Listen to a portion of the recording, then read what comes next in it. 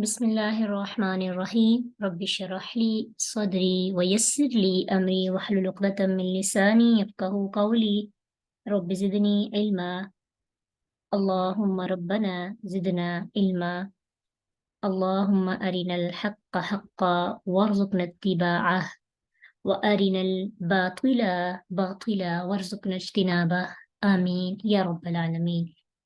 ये जो दो दुआएं रोज आप सुनते हैं ना, दरअसल ये दोनों दुआएं हिकमत के लिए पढ़ी जाती हैं।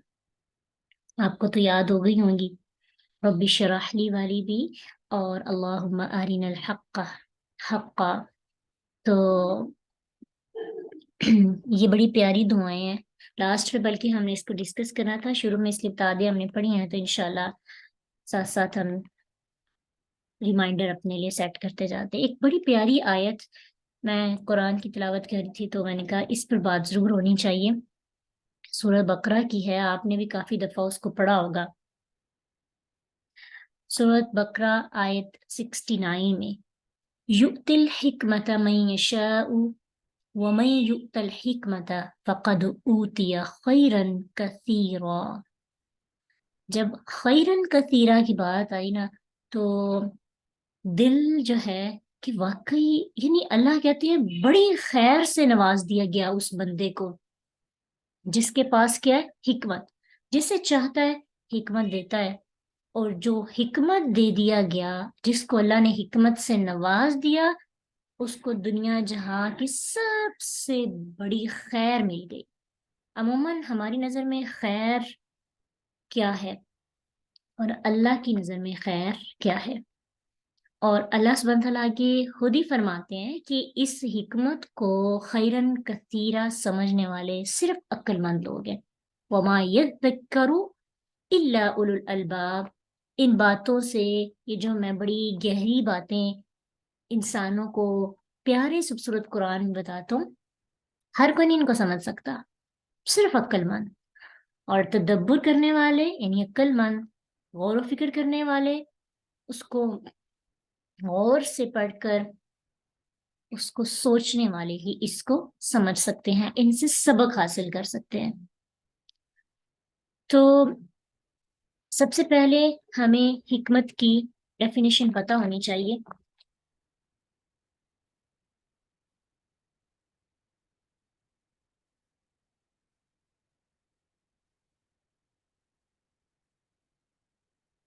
अगर हम देखें तो हिकमत और दनाई का लफ्ज हमने बारहा सुना होगा। ठीक है, अक्लमंदी, और कि जैसे हकीम कहा जाता है, पुराने जमानों में एक दाना होता था जिसके पास जाकर लोग मशवरे लेते और उससे पूछते तो वो बड़ा अच्छा फैसला करता। हिकमत के ना दो मीनिंग होते हैं, एक इसका मतलब होता है हुक्म भी इसी से निकला है, और हाकिम भी। तो एक हाकिम का मतलब होता है कुव्वत फैसला, यानी वो बंदा जो दो चीजों के दरमियान बेहतरीन फैसला कर सकता हो, चाहे अपनी जिंदगी का फैसला हो, चाहे वो दूसरों की जिंदगी का फैसला हो। हकीम, ठीक है, हकीम के अंदर दो सिफात आप देखेंगे, एक तो उसके अंदर, और वैसे भी कुव्वत फैसला और अच्छा फैसला वही कर सकता है जिसके पास हिकमत हो। तो इसका हम मतलब यूं लेते हैं कि ज्यादा इल्म होना, मुशाहदा, और फिर मुशाहदा करने के बाद कोई ना कोई नतीजा खस करना। कुछ ऐसी होती हैं औरतें भी कि जिनको कोई भी चीज देखकर ना फौरन से उसकी अंदर की बात पता चल जाती है कि अच्छा उसके उनके अंदर हिकमत होती है, समझ बूझ होती है, फिर गौर व फिक्र करना। और इसके अंदर, इसकी डेफिनेशन के अंदर एक और चीज आती है, तहम्मुल, बर्दाश्त। हिकमत यानी जिसके अंदर जो बंदा हकीम होता है, हिकमत वाला होता है, वो जल्दबाज नहीं होता। ये जो आपने भी बात की ना मूसा और हिजर अलैहिस्सलाम का वाकया, ये फिट है एग्जाम्पल इसकी, कि हिजर अलैहिस्सलाम के पास क्या थी, हिकमत थी ना। तो मूसा अलैहिस्सलाम के पास उस लिहाज से कमी थी, तो मूसा अलैहिस्सलाम ने जल्दबाजी इख्तियार की। हालांकि उन्होंने कहा था कि जल्दी नहीं करनी, सब्र करना है, फिर बातों की समझ आएगी। और मूसा अलैहिस्सलाम ने किसी भी मामले को देखा, फौरन से नतीजा खस कर लिया कि अच्छा ये लड़के को क्यों कत्ल किया गया, इन्होंने, गांव वालों ने तो हमारी मदद ही नहीं की। तो हिजर अलैहिस्सलाम ने ان کی دیوار بنا دی اور پھر کشتی کو داغدار کر دیا، عیبدار کر دیا۔ اب ہم بھی دیکھتے تو ہمارے اندر بھی حکمت نہیں ہے، ہم نے بھی معاملات اس طرح سے کرنے تھے۔ تو جو بندہ حکیم ہوتا ہے، حکمت والا ہوتا ہے، سب سے پہلی اس کی نشانی جلدی کسی بھی بات کو دیکھ کر، کسی بھی کیس کو دیکھ کر فوراً سے وہ فیصلہ نہیں کر لیتا، ٹھیک ہے، اور اپنے جذبات پہ قابو رکھتا ہے۔ اس کے اندر اس کے دل اور نظر میں وسعت ہوتی ہے، اور اپنے علم پر اس کو تھوڑا سا اعتماد بھی ہوتا ہے۔ ایک اور یہاں پہ ہم انشاءاللہ واقعہ دیکھیں گے موسیٰ علیہ السلام کا، ایک اور واقعہ جو جب دو لوگ لڑ رہے تھے آپس میں، آپ کو یہ واقعہ یاد ہوگا، سورۃ القصص میں بھی ہے اس کا ذکر، آیت 15 کے اندر، جب دو لوگ آپس میں لڑائی کر رہے تھے تو اب موسیٰ علیہ السلام کو اللہ تعالیٰ نے حکمت دی تھی۔ یہاں ہم بات کریں گے اگلی آیت میں سورۃ القصص کی، کہ اللہ سبحانہ تعالیٰ خود ان کی حکمت کی بات کر رہے ہیں۔ وَلَمَّا بَلَغَ أَشُدَّهُ، کہ جب موسیٰ علیہ السلام اپنی جوانی کو پہنچے، وَاسْتَوَىٰ آتَيْنَاهُ، جب وہ پورے مضبوط توانا ہو گئے تو ہم نے انہیں دی حکمن، حکمت، قوت فیصلہ، وعلمن، اور علم۔ اب یہاں پہ موسیٰ علیہ السلام کی بھی حکیم ہونے کی بات کی گئی۔ اب موسیٰ علیہ السلام جو ہے دو باہر نکلتے ہیں اور دو لوگ آپس میں لڑ رہے ہیں، تو موسیٰ علیہ السلام، ایک موسیٰ علیہ السلام کی قوم کا ہے اور ایک فرعون کی قوم کا ہے، ایک سمجھے جیسے ایک مسلم ہے اور ایک کافر ہے۔ تو ظاہری بات ہے کہ ہم بھی جائیں نا تو ہم کس کا ساتھ دیں گے؟ جو ہماری نسل کا ہو، ہماری فیملی سے، ہمارے خاندان سے تعلق رکھتا ہو، ہمارا رشتہ دار ہو، چاہے وہ صحیح ہے یا غلط ہے، فوراً سے نظر میں ہم ذہن کہتا ہے کہ نہیں یہ غلط نہیں ہو سکتا، ہم نے اس کے لیے مقابلہ کرنا دوسرے کے ساتھ۔ موسیٰ علیہ السلام نے بھی اس طرح سے کیا اور فوراً سے جو اپنی قوم کا بندہ تھا اس کا ساتھ دے دیا، تو جو دوسرا تھا نا اس کو مکہ مارا اور وہ وہیں پر جو ہے مر گیا۔ تو فوراً سے پھر موسیٰ علیہ السلام کو اسی وقت احساس ہوا کہ ان سے غلطی ہو گئی ہے، اور فوراً سے غلطی کرنے کے بعد پھر وہ شرمندہ بھی ہوئے اور اللہ سے توبہ بھی کی۔ اب یہاں سے ہمیں ایک بات سمجھ میں آتی ہے کہ سب سے پہلی چیز کہ حکمت جس کو دی جاتی ہے نا، اس کو تھوڑا سا انتظار بھی کرنا پڑتا ہے، معاملات کو انفارمیشن لینی ہوتی ہے، سننا پڑتا ہے، ہر کیس ایک جیسا نہیں ہوتا۔ اب ظاہری بات ہے فرعون والے جو تھے موسیٰ علیہ السلام، بنی اسرائیل کی جو ہے بڑی ان کے ساتھ تعلقات خراب تھے، ان پہ ظلم کرتے تھے، زیادتی کرتے تھے۔ اب چونکہ موسیٰ علیہ السلام بچپن سے دیکھتے آ رہے تھے کہ ان کے ساتھ زیادتی ہو رہی ہے، تو وہ اس جگہ پہ رہ کر، فرعون کے شہر میں رہ کر تو نہیں مقابلہ کر سکتے تھے۔ اب چونکہ وہ باہر نکلے، ان کو موقع ملا، انہوں نے کہا کہ ہر فرعونی جو ہے وہ ہماری قوم پر حملہ کرتا ہے، زیادتی کرتا ہے، ظلم کرتا ہے، اس لیے انہوں نے تحقیق نہیں کی، فوراً سے فیصلہ کر کے اس کو جو ہے وہاں پہ اس کا مقابلہ کر دیا۔ اب جب ادھر سے ہمیں ایک بات پتہ چلتی ہے کہ کوئی بھی معاملہ آپ کے سامنے رکھا جائے تو بغیر تحقیق کے، بغیر اس کو سمجھے جلدی فیصلہ نہیں کرنا چاہیے، اور قرابت دار میں جو ہمارے عزیز ہوتے ہیں ان کے حق میں فیصلہ کرنے کے لیے ہم کسی کو بھی کچھ بھی اس کے مقابلے میں کوئی بھی ہو تو ہم اس کو دیکھتے بھی نہیں ہیں۔ ایسے ہی ہوتا ہے نا، اپنا بچہ غلطی بھی کرے تو دوسروں کے بچے کے مقابلے میں ہم دوسرے کو غلط کہتے ہیں، اپنے کو صحیح کہتے ہیں، ہم بات بھی نہیں سنتے۔ اور پھر اسی طرح ایسے ہی نا، جب ریلیشنز ہوتے ہیں تو اپنے خاندان کی کوئی لڑکی یا اپنے خاندان کا کوئی لڑکا ہو نا، تو آپس میں لڑکی لڑکے کے معاملات ٹھیک نہ چل رہے ہو، تو اگر لڑکا ہمارے خاندان کا ہے تو لڑکا فرشتہ ہے اور لڑکی ناپاک، بد کردار، خامیاں نکالیں گے۔ اور اگر اپنے خاندان کی لڑکی ہے اور لڑکا دوسرے کے خاندان کا ہے تو لڑکی پاک ہے، فرشتہ ہے، اور لڑکا جو ہے اس کے معاملات جو ہیں بہت زیادہ خراب ہیں، اس لیے سارا معاملہ دوسرے پہ ڈال دینا۔ یہ حکمت والا فیصلہ نہیں ہوتا۔ ایسا بندہ جو اس طرح کے فیصلے کرتا ہے اور وہ یہ سوچتا ہے کہ مجھے پتہ ہے، میں نے بارہا ان چیزوں کو دیکھا ہے ہاں کرنٹ کیس کو نہیں دیکھتا اور اپنے پاسٹ کے کیسز کو دیکھتے ہوئے کسی بھی کرنٹ کیس کا فیصلہ کر دیتا بغیر اس پہ تحقیق کرے کہ یہ وہ حکیم نہیں ہوتا.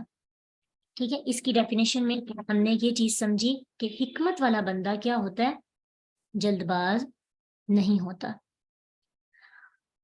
اب ہم نے سب سے پہلے تو اس کی تعریف اور اس کے بعد ہم اب دیکھیں گے کہ انسان کی حکمت کیا ہوتی ہے.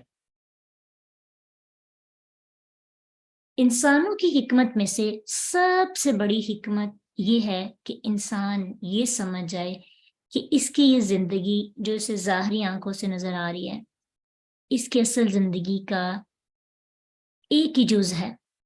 سب سے بڑی ہوشیاری, سب سے بڑی عقل مندی, سب سے بڑی سمجھداری پتہ کیا ہے, کہ اس مختصر سی زندگی کے بعد انسان اللہ کے سامنے جائے گا اور اس مختصر سی زندگی کو اس لامتناہی زندگی کے لیے خراب نہیں کرتا.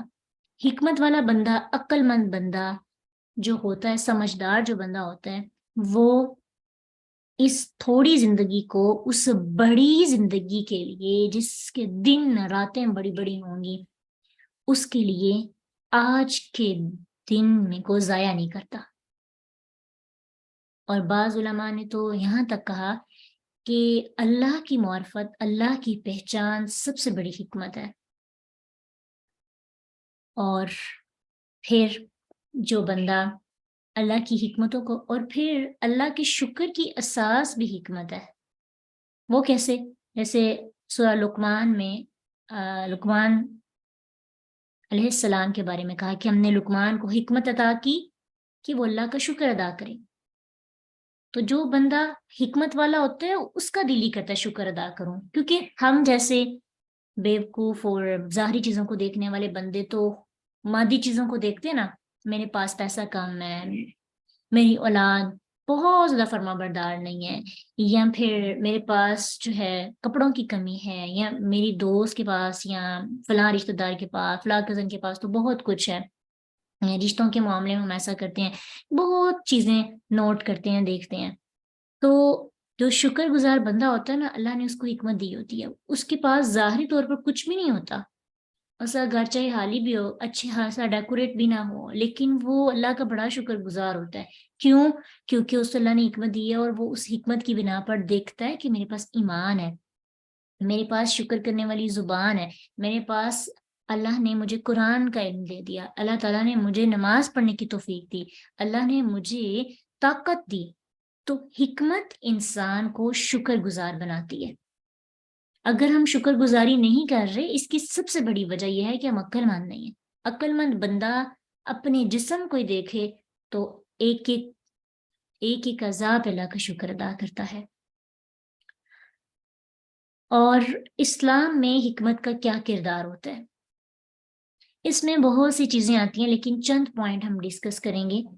کوئی 3 پوائنٹ کہ اسلام میں حکمت کا کردار. جو بندہ حاکم ہوتا ہے, حکمت والا ہوتا ہے, وہ عمل میں احتیاط کرتا ہے. عمل اس طرح کرتا ہے کہ اس کا اجر زیادہ سے زیادہ اس کو ملے. وہ احتیاط کرتا ہے کہ اس کے عمل کا اجر ضائع نہ ہو جائے. ایک مقولہ بھی ہے بڑا مشہور کہ اس عبادت میں کوئی بھلائی نہیں جس میں انسان فکر نہیں کرتا, غور نہیں کرتا کہ مجھے اس سے زیادہ زیادہ اجر ملے گا کہ نہیں. نہ ہی اس علم میں کوئی بھلائی ہے جس میں سمجھ بوجھ نہیں, اور نہ تدبر کے بغیر قرآن کی قرات میں کوئی بھلائی ہے. تو سب سے امپورٹنٹ چیز کہ حکمت جس کے پاس ہوتی ہے وہ بس یہ نہیں کہتا 5 نمازیں پڑھ لی ہیں نا بس ٹھیک ہے, ہم 5 نمازیں پڑھتے آ رہی ہیں, اس کی لالچی ہوتا ہے نیکیوں میں معاملے میں. وہی بات نا, اس کو کنیکٹ کریں گے ہم کہ اس کی سب سے بڑی, ان انسان کی سب سے بڑی حکمت یہ آخرت کو بچانا, کیونکہ سب سے بڑا بزنس یہ ہے. ہم عقل مند اس انسان کو سمجھتے ہیں جو بڑا منافع کماتا ہے.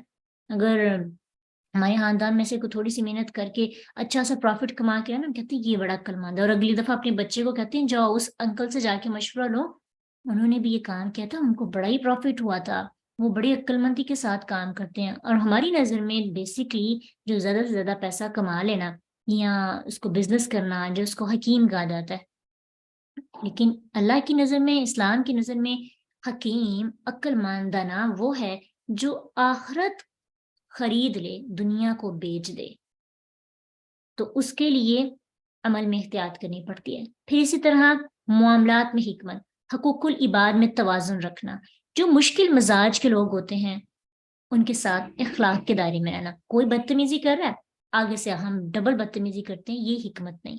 کوئی ہم معاف کرتے ہیں پھر بھی زیادتی کرتا ہے، ہم آئندہ سے کہتے ہیں ہم نے آئندہ اس کے اوپر نیکی نہیں کرنی ہے، اس کو معاف نہیں کرنا، دس از ناٹ حکمت۔ ٹھیک ہے، تو عقل مند انسان مراتب کا خیال رکھتا ہے، مختلف مرتبوں کے لوگوں کے ساتھ اس کے سامنے کس کے سامنے نرمی سے بات کرنی ہے، کس کے سامنے تھوڑی سختی والا معاملہ کرنا ہے، وہ اس کو جانتا ہے۔ یہ نہیں کہ وہ اس کو غصہ آیا ہوا ہے، سامنے اس کی ماں ہے یا سامنے اس کا کوئی بھی رشتہ ہے، وہ اس کو بڑی سختی کے ساتھ جواب دے دے۔ ایسا بندہ حکمت والا نہیں ہوتا۔ حکمت والے بندے کو کس کے سامنے کس لہجے میں کیسے بات کرنی ہے، اس کا اگر ہم اللہ کے نبی صلی اللہ علیہ وسلم کی زندگی میں دیکھیں، آپ صلی اللہ علیہ وسلم ازواج مطہرات کے درمیان میں کیسے معاملات کرتے تھے۔ ہجرہ اسود کے جو تنازع ہوا تھا، جھگڑا ہوا تھا، تو قریش کے درمیان اللہ کے نبی صلی اللہ علیہ وسلم نے کیسے حکمت کے ساتھ معاملہ کیا۔ وہ پتھر جو رکھنا تھا کہ چاروں ایک ایک طرف سے ایک کپڑے میں رکھیں اور ایک ایک کنارہ پکڑیں اور اس کو اس پر وہاں پہ نصب کر دیں۔ یہود اور منافقین کے درمیان کے ساتھ انہوں نے ایک ریاست میں رہنا تھا، کیسے معاملات اللہ کے نبی نے ہینڈل کیے۔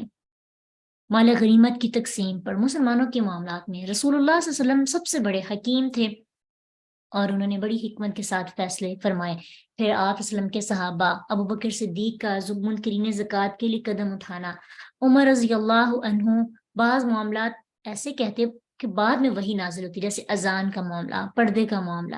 یہ ان کی حکمت تھی کہ انہیں پتا تھا اس سے ہمیں نقصان ہو سکتا ہے، تو پہلے ہی وہ اللہ کے رسول صلی اللہ علیہ وسلم کے سامنے وہ پیشکش کرتے اور آسمان سے وہی نازل ہو جاتی۔ اس لیے عمل میں احتیاط کرتا ہے حکمت والا بندہ، اور پھر اسی کے ساتھ ساتھ معاملات میں بھی حکمت سے کام لیتا ہے۔ اور جس کے پاس حکمت ہے وہ اس آیت کو سامنے رکھے گا، جس کو معاملات کرنے آتے ہیں، دیکھنے آتے ہیں۔ ایک ہوتی ہے سمجھداری، جیسے عورتوں کے اندر ہوتی ہے کہ وہ سمجھداری، ہم اس کو سمجھتے ہیں کہ ناپ تول کا خیال رکھنا اور اپنے گھر کے بجٹ کا خیال رکھنا، تو جو اپنے بجٹ کا خیال رکھتا ہے اس کو بڑی عقل مند خاتون کہا جاتا ہے۔ بیسیکلی جو اپنے بچوں کو، جو اپنے آپ کو آخرت کے لیے تیار کر لیتی ہے نا، وہ ہی عورت حکمت اور دنائی پر اترتی ہے۔ اب دیکھیے موسیٰ علیہ السلام کی عمر ابھی بہت کم تھی کہ اللہ نے ان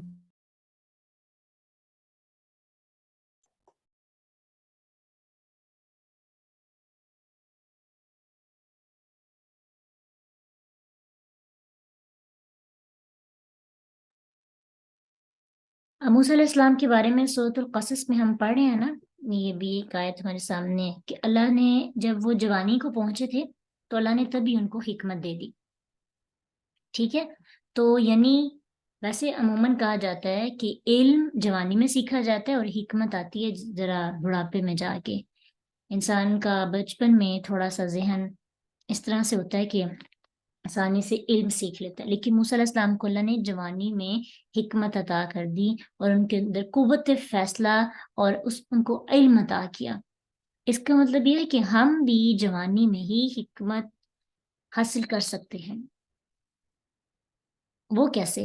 لاسٹ پہ وَكَذَلِكَ نَجْزِي الْمُحْسِنِينَ، کہ ہم نیک لوگوں کو ایسی ہی جزا دیا کرتے ہیں کہ اگر ہم نے حکمت حاصل کرنی ہے، اگر ہم نے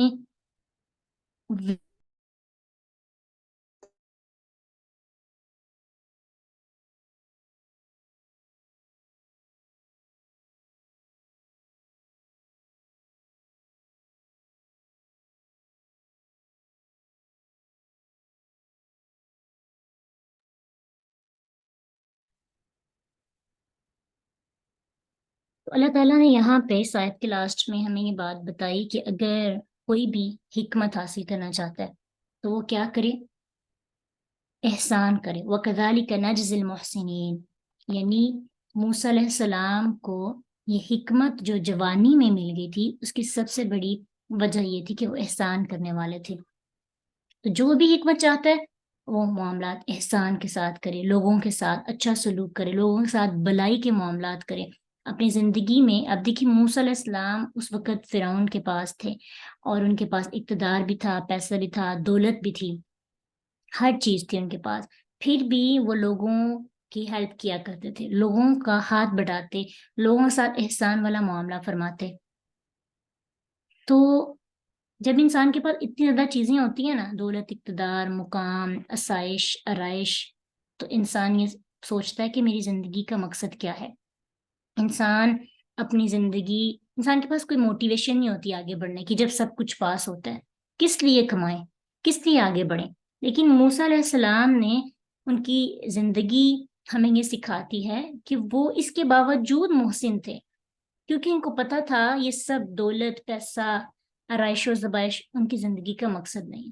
تو ہمیں اس بات یہ سیکھنے کو ملتی ہے، اس موسیٰ علیہ السلام کے واقعہ میں یہ حکمت ہے کہ جب سب کچھ مل جاتا ہے، ہمارے پاس ہر چیز ہوتی ہے، ہمیں ایفرٹس نہیں کرنی پڑتی، نوکر چاکر ہیں، گھر کے کام وہ کر رہے ہیں، کھانا بنانے والے بھی موجود ہیں، کپڑے پریس کرنے والے بھی موجود ہیں، ہر چیز ہمارے پاس ہے، فارغ وقت ہے، اس فارغ وقت میں کیا کریں؟ احسان کریں، کوئی ایسا کام کریں کہ جو دوسروں کے لیے کیا جائے، بلائی کا کام۔ اب یہ احسان کرنے سے ہمیں کیا ملے گا؟ احسان کرنے سے ہمیں حکمت ملے گی، حکمن و علما۔ حکمت کا تذکرہ پہلے اس لیے کیا گیا کہ اگر انسان کے پاس بہت زیادہ علم ہو لیکن حکمت نہ ہو تو وہ علم بھی کسی کام کا نہیں ہوتا۔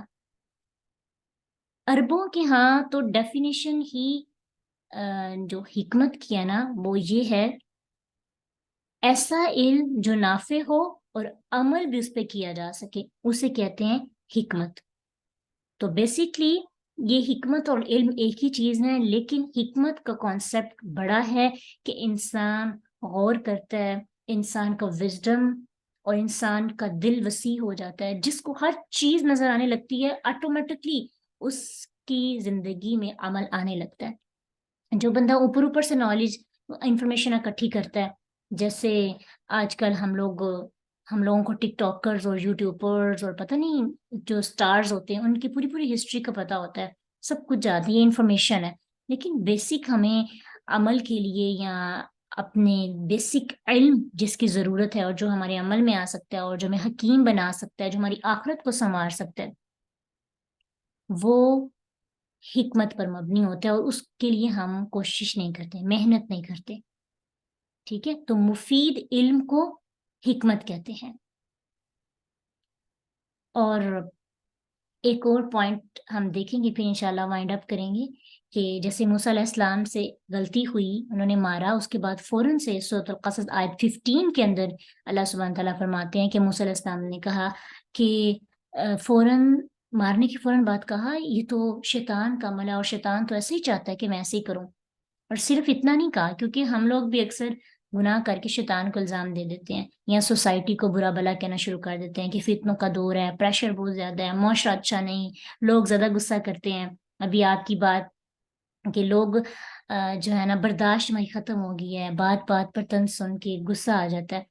تو موسیٰ علیہ السلام نے بس اتنا نہیں کہا تھا کہ یہ شیطان کا عمل ہے، اگلی آیت میں کہا کہ یا رب میرے نفس نے مجھ سے غلطی کروا دی، بس تم مجھے معاف کر دے، اور توبہ کی۔ تو حاکم انسان، حکمت والا، اس سے غلطی اگر ہو جائے تو وہ کیا کرتا ہے؟ اپنی غلطی کو فوراً تسلیم کر لیتا ہے۔ اس سے بڑی کیا حکمت ہو سکتی ہے کہ انسان اپنی غلطی کو مان لے؟ حکمت کی ایک اور بڑی علامت یہ ہے کہ انسان مسٹیک کر کے فوراً معافی مانگ لیتا ہے اللہ تعالیٰ سے۔ جس بندے سے بھی یعنی جو لوگ معافی مانگتے ہیں ہم ان کو بڑا کمزور سمجھتے ہیں، اللہ کی نظر میں وہ بندہ حکیم ہوتا ہے، وہ حکمت والا ہوتا ہے، اس کا وزڈم بڑا ہوتا ہے، وہ لوگوں سے معافی مانگ کر اپنی آخرت بچا رہا ہوتا ہے، وہ بڑی تجارت کی طرف اس کا ذہن جاتا ہے۔ ایسا بندہ حکیم ہے جو فوراً سے اپنے آپ کو بچا لیتے ہیں۔ اور پھر اسی طرح حکمت ایک یہ بھی ہے کہ دوسروں کو ذمہ دار ٹھہرانے کی بجائے ذمہ داری خود لیں، یعنی ہر معاملہ شیطان پہ نہ ڈالیں، اپنے نفس کو بھی ملامت کریں، اور اپنے نفس سے بھی کہیں کہ وہ سدھر جائے۔ اور ایسا بندہ جس کو حکمت اور علم عطا کیا گیا ہو، ایسے بندے پر رشک کرنا چاہیے۔ حدیث میں آتا ہے کہ 2 آدمیوں پر رشک کیا جا سکتا ہے، ایک وہ بندہ جس کو اللہ نے پیسہ دیا اور وہ اللہ کی راہ میں خرچ کرتا ہو، اور دوسرا وہ بندہ کہ جس کو اللہ تعالیٰ نے حکمت عطا کی اور وہ دوسروں کے درمیان اچھا فیصلہ کرتا ہو اور دوسرے اس سے سیکھتے ہوں۔ بات ابھی ہم نے کرنی تھی کہ حکمت کے ذرائع کون کون سے ہیں، حکمت کیسے کیسے سیکھی جا سکتی ہے۔ انشاءاللہ یہ آپ کے ساتھ گروپ میں شیئر کر دیتے ہیں، آپ ریڈ کر لیجئے گا۔ ٹائم جو ہے ہمارا شارٹ ہوتا ہے تو مکمل بیان کرنے سے جو ہے نا قاصر رہ جاتے ہیں، اس لیے اپنے لیے دعائیں کیا کریں۔ اللہم الہمنی رشدی واعذنی من شر نفسی، اور رب اشرح لی صدری ویسر لی امری، پھر اسی طرح اللہم ارنا الحق حقا، اور بھی حکمت کی بہت سی دعائیں ہیں۔ اللہم الحق